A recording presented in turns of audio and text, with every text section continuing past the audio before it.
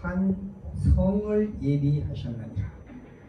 오늘은 본향에 대한 이야기를 하겠습니다. 사실 오늘 삼육대학 우리 교수 로즈메리 교수님 시간이신데 그 대학교에 교수님들이 다 고향을 갔대요. 가서 외국에서 온 학생들이 있는데 걔네들을 돌볼 사람이 없대. 그래서 자기네 집에 오라고 그래서 아무도 아니지만 좀 이렇게 차려놓고 걔네들을 위로해주고 싶어서 오늘 제가 설교를 못하겠습니다. 그렇게 연락이 왔어요. 제가 뭔가 이 명절이 되니까 고향이 생각이 나서 그러면 목사님 제가 대타 하겠습니다. 네, 그렇게 했습니다.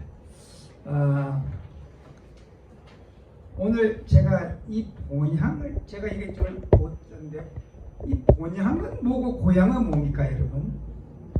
예, 고향이라는 말은 모든 사람이 자기가 태어난 곳을 우리는 고향이라고 얘기합니다.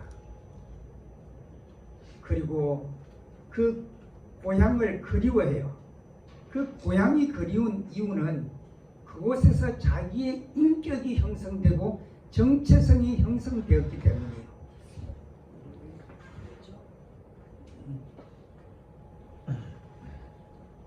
예, 그때 함께 했던 사람들이 그립고 그때 뛰놀던 장소가 그립고 그때 먹었던 음식이 그립고 그때 있었던 추억이 그립기 때문에 사람들이 고향을 좋아해요.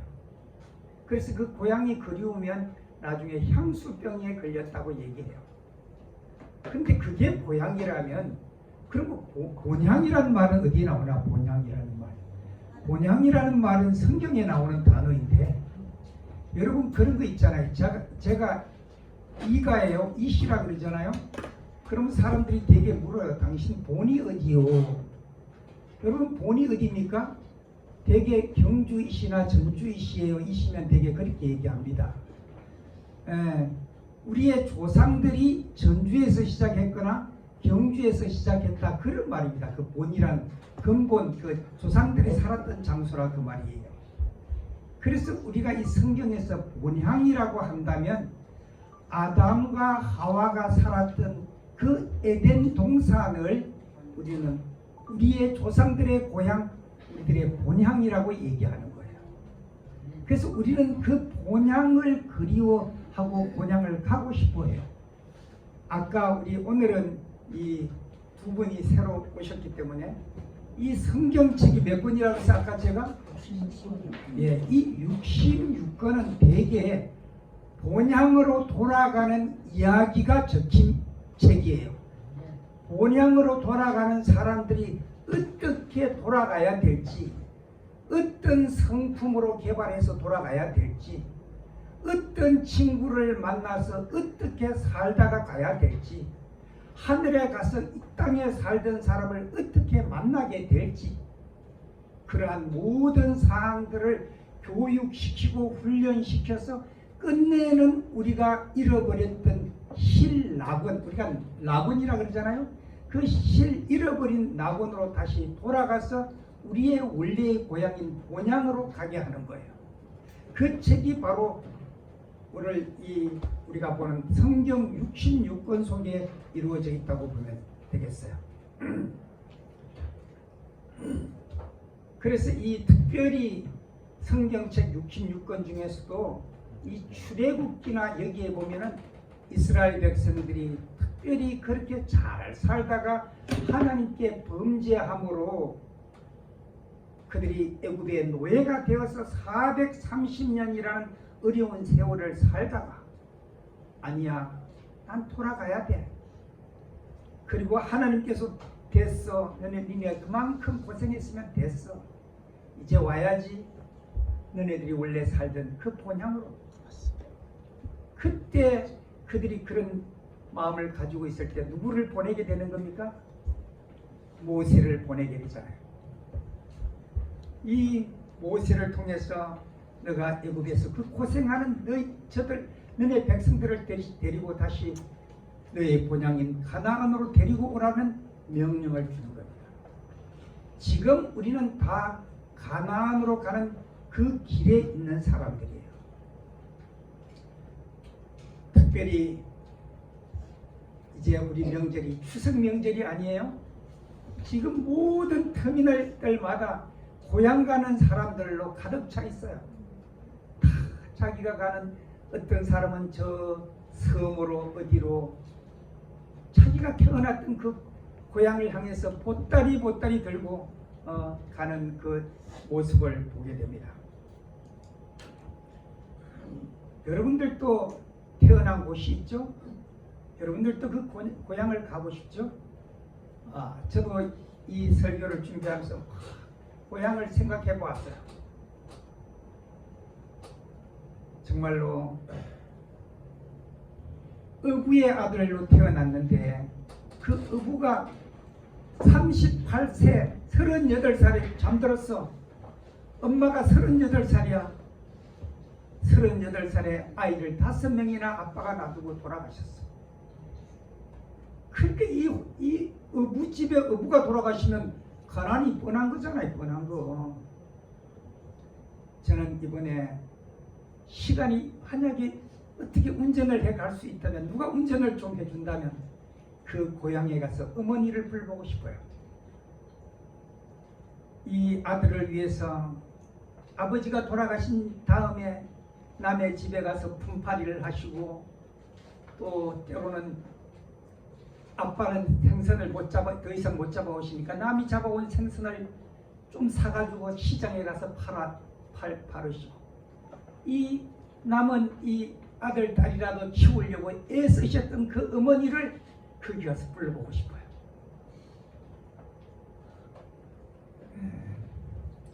또 제일 이제 위에로 누님들 제가 막내잖아요. 이제 누님들이 아빠 역할을 해줘야 되는 거예요. 저희 누님이 나는 공부를 안 할 테니까 너는 공부해야 돼. 그렇게 하시고, 누님이 그 어린 나이에 엄마를 도와서 밭을 메고 뭐하고, 때로는 누나가 아직도 기억나는데 그 옛날에 왜 그 찐빵 있잖아. 찐빵 팥 넣고 하는 찐빵을 만들어 가지고 남들은 미역을 이렇게 만들어서 같이, 조합원들은 같이 그 바다에서 나오는 건 조합원이기만 하면 다 공짜로 나눠 먹는 거예요. 그런데 아버지가 돌아가시니까 조합원에서 떨어지는 거야. 그러니까 다른 집들은 다 그걸 공짜로 나눠 먹는데 우리 집은 그걸 나눠 먹을 수 없어. 남들이 그걸 널어 말리면 그 널어 말리는 것을 도와주고 품삯을 받아다가 집에 와서 한 꼬리 두 꼬리 말려가지고 그거를 팔아서 공부를 시키는 거야. 누님이 그 일을 했어요. 저는 그곳에 가서 누님이 했던 그 모래사장을 그걸 보고 싶어요. 누님이 작은 상을 놓고 동생을 위해서 팔던 그 빵 팔던 곳, 그것에 한번 가보고 싶어요. 그래서 그 누님이 그렇게 하다가 이제 시집을 가야 되니까 엄마가 기가 막히잖아요. 이제 혼자 가야 되는데. 그래서 제가 어디 사람들이 어디 노래방 같은 데 가서 노래 부르라 그러면 제가 아는 노래가 하나 있어요. 칠갑산이야. 칠갑산. 여러분 그 노래 아시죠? 그 노래를 늘 좋아해. 예. 그래서 그게 어떻게 되더라. 내가 한번 어디에 써놨는데 그 콩밤매는 아낙네야 대적삼이 흠뻑 젖는다. 무슨 서름 그리 많아. 그 어쩌고 저쩌고 하면서 그 노래 나오잖아요. 그러다가 나중에 그 누님이 시집을 갈 때 그 칠갑산 같은 우리는 동네에 산이 있어요. 고비 이래가지고 그 갈 때까지 안 보일 때까지 가마를 보고 손을 흔들며 잘 살아야 돼, 잘 살아야 돼. 저는 이번 추석에 그곳을 한번 가보고 싶어요. 고향, 내 뿌리가 자랐던 곳, 여러분들에게도 다 그런 뿌리가 있잖아요. 어제 저녁에 목사님이 저희에게 이 말씀을 주셨어요. 고린도후서 5장 18절, 하나님께서 그리스도 안에서 세상을 자기와 화목하게 하시며 우리에게 화목하는 직분을 주셨다. 어제 목사님이 저에게 그 말씀 주셨어요. 헤어졌던 모든 친구들을 할 수 있다면 다 만나고 싶어요. 그곳에 가서. 그리고 살았던 그 어머니가 물을 이고 다니셨던 그 우물가에도 한번 가보고 싶고, 그리고 미역을 열어 말리던 그 바위도 가서 한번 만져보고 싶고. 여러분,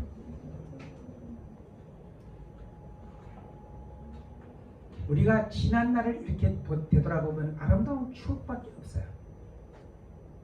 제가 오늘 아침에도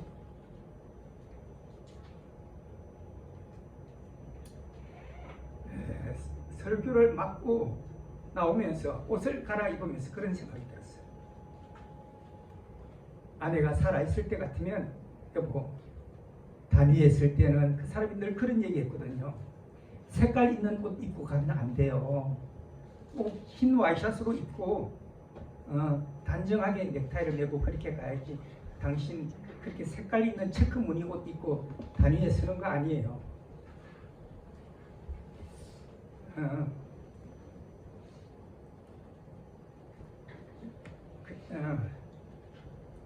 제가 왜 체크 무늬 옷을 입겠어요? 이건 더러워도 더러운 줄 몰라. 안 다려도 안 다려지는지도 몰라. 그러니까 매일 이제 이 옷을 교복으로도 입고 교회 올 때도 입고 그 다음날 들어가면 또 빨아가지고 또 열어놓고 손빨래 해가지고 그 다음날 또 입고. 여러분,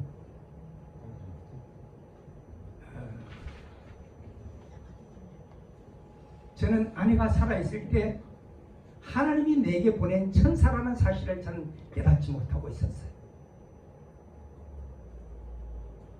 누구보다 무엇보다 보석 같은 사람이었다는 것을 깨닫지 못하고 있었어요.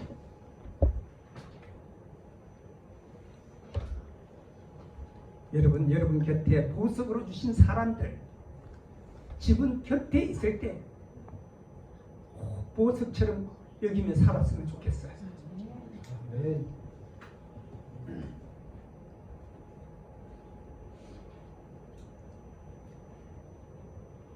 이번 추석에 우리 목사님이 주신 말씀, 화목케 하는 직분을 주셨다.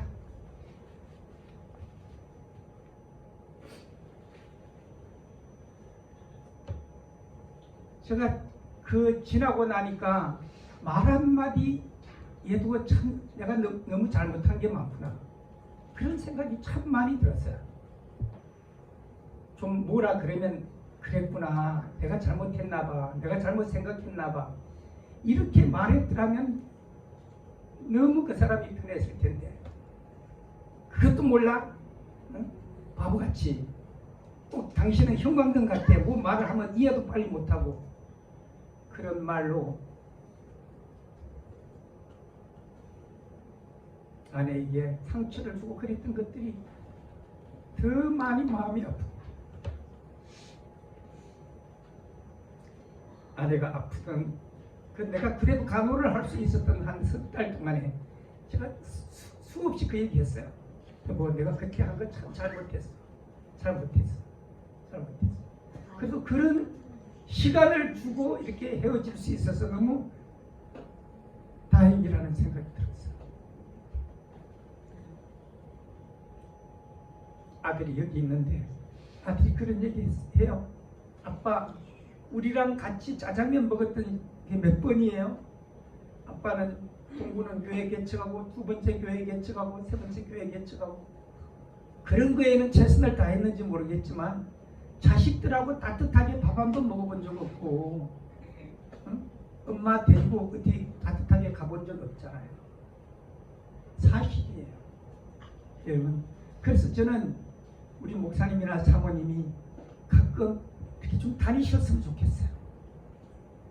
그래서 때로 그 아이들 목사님도 틀림없이 그렇게 사역을 하다 보면 자녀들에게 사랑 줄 시간이 없었을 거예요. 대개 목회자들의 자녀들이 삐딱하게 나가는 이유들이 그런 이유가 너무 많아요. 사랑을 줄 수 없기 때문에. 예, 그런데 아까 우리 이 장로님, 임장로님 말씀하셨지만 그런 것을 장로들이 잘 헤아려 주지 못한단 말이에요. 저도 사실 그랬던 것 같아요. 잘 헤아려 주지 못했던 것 같아요. 세월이 지나고 보면.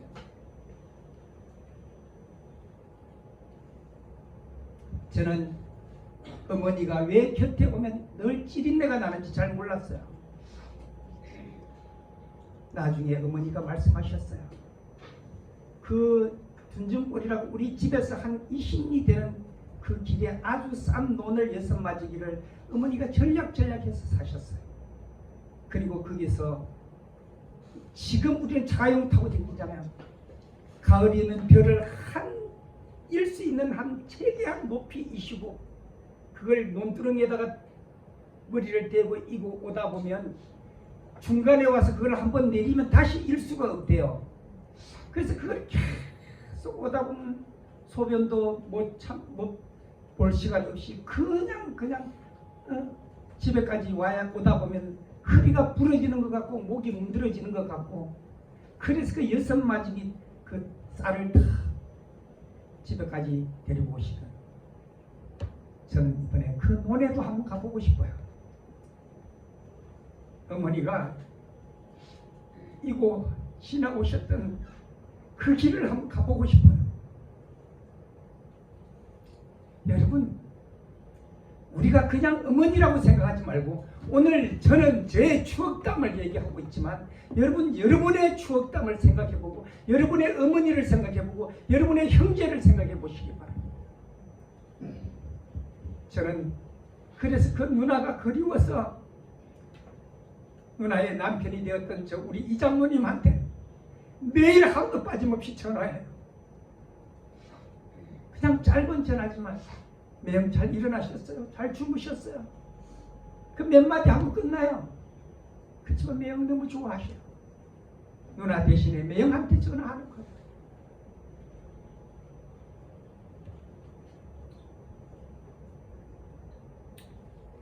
여러분들도 여러분의 부모님이 얼마나 콩밭을 내시고 배적삼을 적시우고 그렇게 했는데도 그 어머니에 대해서 깊이 생각해 보지 못한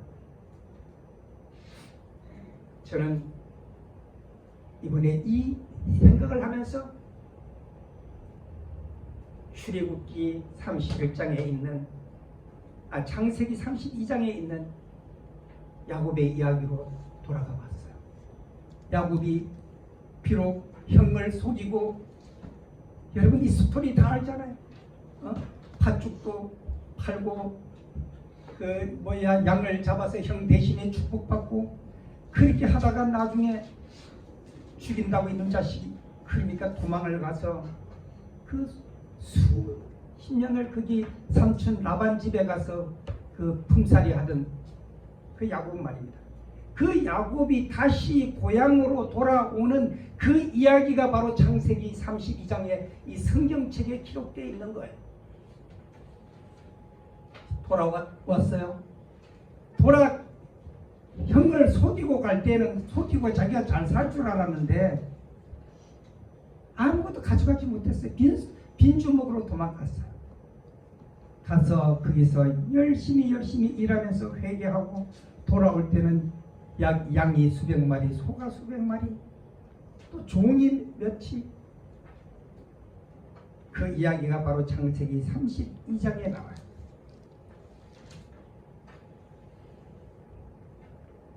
야곱이 세일 땅에 들어 있는 형 에스에게로 사자들을 자기보다 앞서 보내며 그들에게 부탁하여 가로되 너희는 이같이 내 주 에스에게 구하라.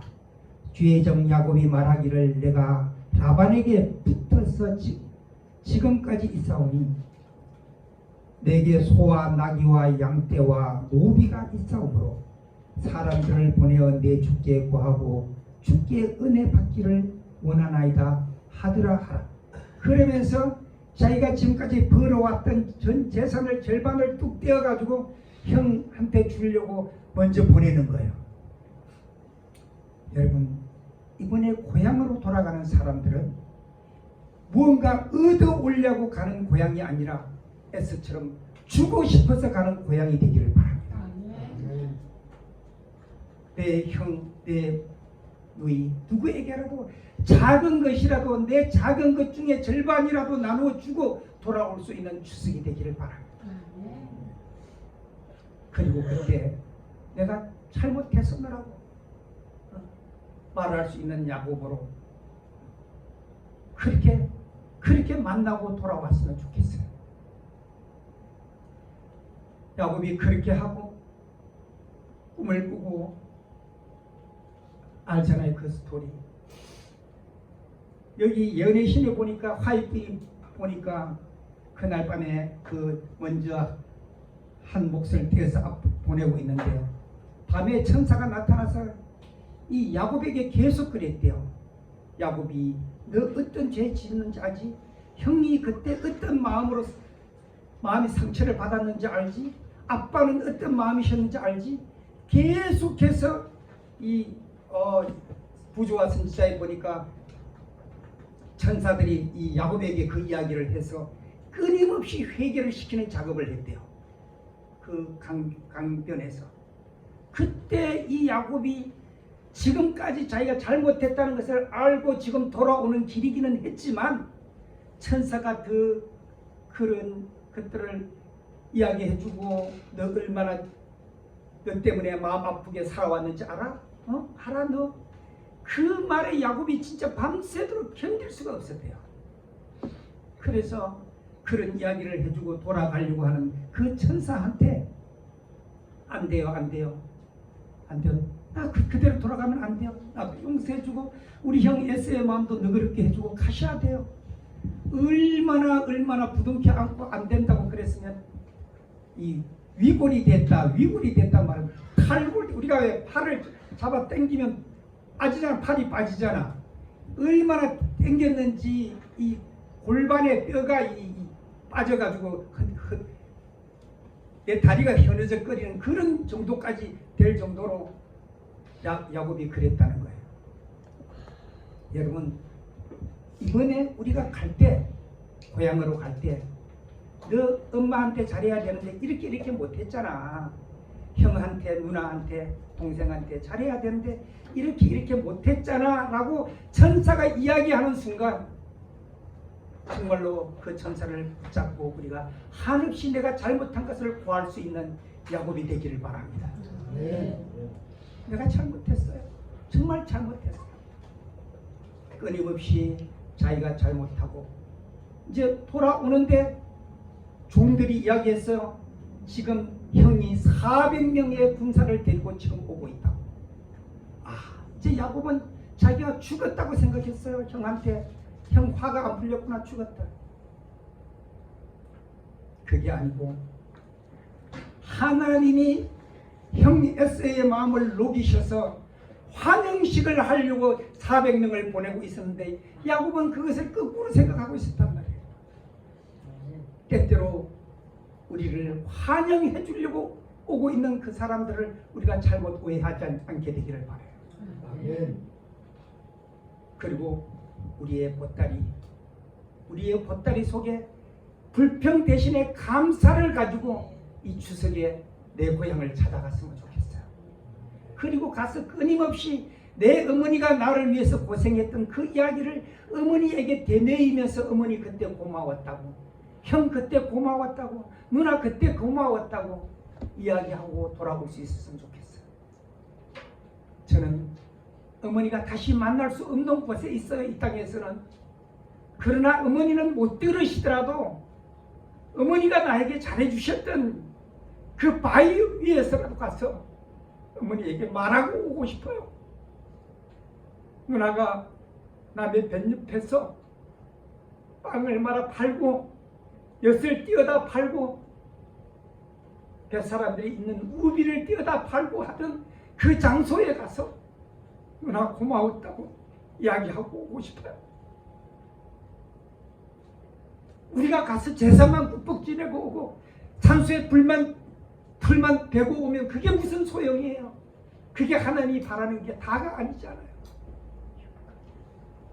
그렇게 돌아간 야곱에게 하나님이 알았다. 내가 너 이제 이름 바꿔줄 거야. 너가 지금까지는 야곱이라 그랬지만 나는 너의 이름을 지금부터 이스라엘이라고 부를 거야. 하나님이 야곱의 이름을 이스라엘, 구원자라는 이름으로 바꿔줬어. 여러분, 이번 추석에 우리의 이름이 바뀌어야 됩니다. 우리 형이 옛날에는 안 그랬는데 우리 형이 정말 달라졌어. 우리 누나 안 그랬는데 정말 달라졌어. 우리 엄마 안 그랬는데 정말 달라졌어. 야곱이 아니야 우리 엄마. 우리 형 야곱이 아니야. 이스라엘이야. 이스라엘로 바뀌었어. 돌아왔어. 라고 말할 수 있는 추석이 되었으면 좋겠습니다. 제가 처음 온 분들이 있어서 성경을 다 읽지 않아요. 우리 다시 본향으로 가야 됩니다. 제가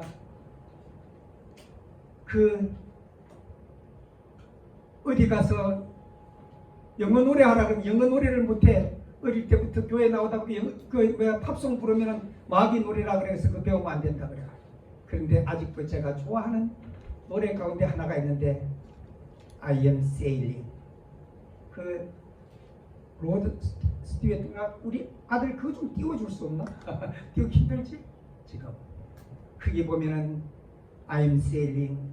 나는 항해하고 가요. 나 좀 노저 가요. 아버지께 I am sailing. 난 노저 가요. 그 폭풍 치는 바다를 뚫고 나는 노저 가요. 당신 곁에 있고 싶어서, 당신 보고 싶어서. 2절은 보면 나는 날아가요. 날아가고 있어요. 당신 보고 싶어서, 당신 만나고 싶어서. 폭풍 치는 저 먹구름 뚫고서 나는 당신 향해 날아가고 있어요. 당신 보고 싶어서. 그 노래인데 저는 그 노래를 너무 듣는 걸 좋아해요. 그러나 마지막 우리가 가는 길에서 두려워하지 말 것은, 염려하지 말 것은 하나님이 우리에게 약속 주셨잖아요. 저는 다른 성경절을 다 잃어버리더라도 잃어버리지 않는 한 구절이 있는데 이사야 41장 10절이에요. 두려워 말라, 내가 너와 함께하리라. 놀라지 말라, 나는 너의 하나님이 됨이라.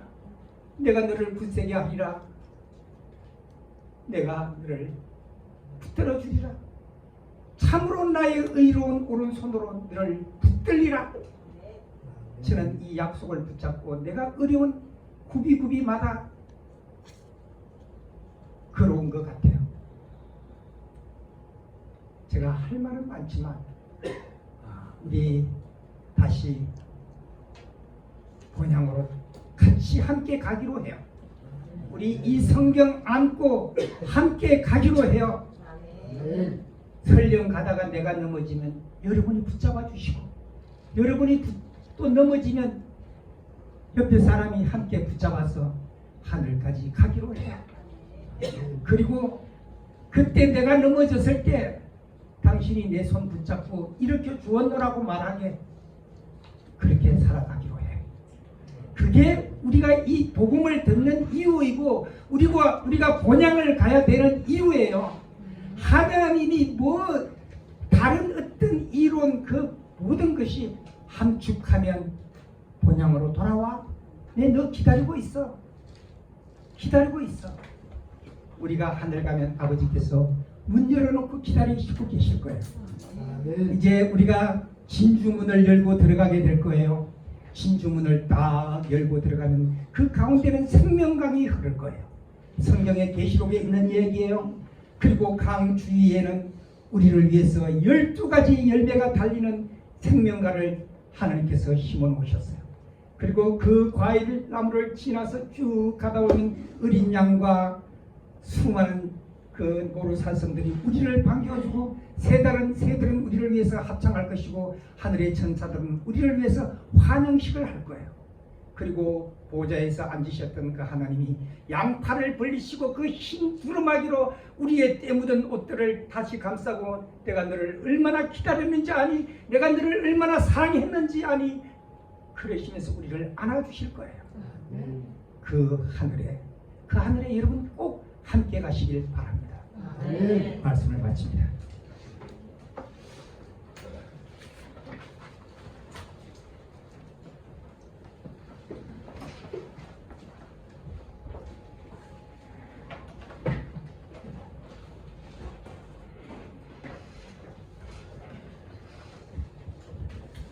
말씀 너무 감사합니다. 말씀 중에 장로님의 눈물을 봤습니다. 눈물 흘리면서까지 그렇게 돌아가고 싶은 그 고향 하늘 본향을 위해서 또 열심히 믿음의 항해를 해주셨으면 좋겠습니다. 헌금 시간입니다.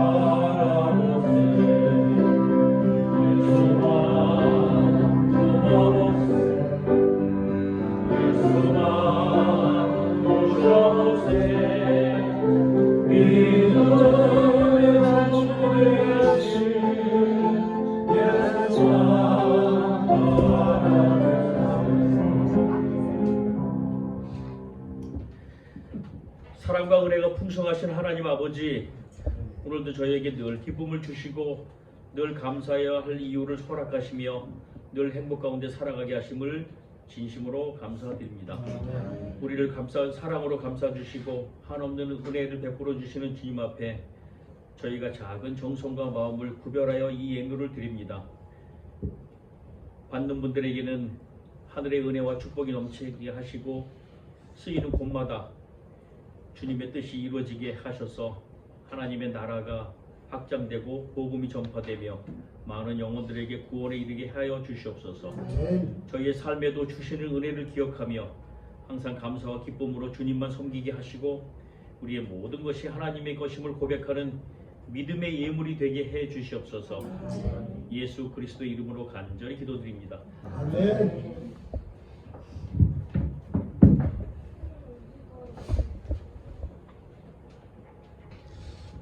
이제 마치는 찬미 부르시겠습니다. 483장 다 같이 일어서서 부르시고 말씀 주신 이춘영 장로님의 축도로 마치겠습니다.